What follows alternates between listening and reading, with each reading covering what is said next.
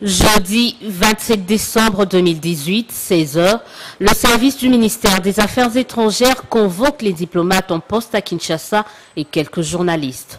17h, le vice-premier ministre des Affaires étrangères fait son entrée en la salle des conférences du dit ministère pour une communication en 5 minutes dont la quintessence se résume en une seule exigence.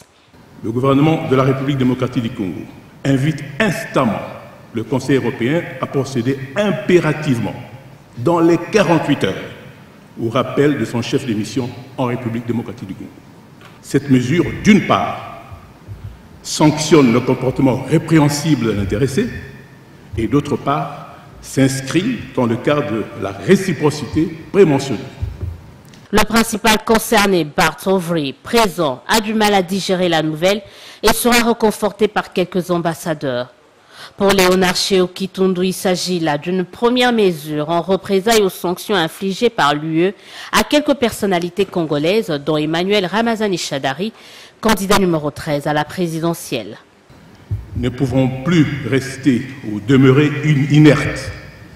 Le gouvernement a arrêté une série de mesures qui seront annoncées au fur et à mesure.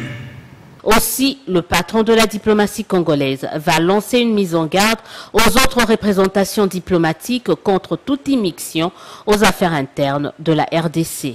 Pour rappel, c'est le 10 décembre dernier que la Commission de l'Union européenne avait décidé de reconduire pour un an les sanctions à l'encontre de 15 personnalités congolaises, chose qu'on a cessé de dénoncer le gouvernement congolais qui avait promis d'appliquer le principe de la réciprocité.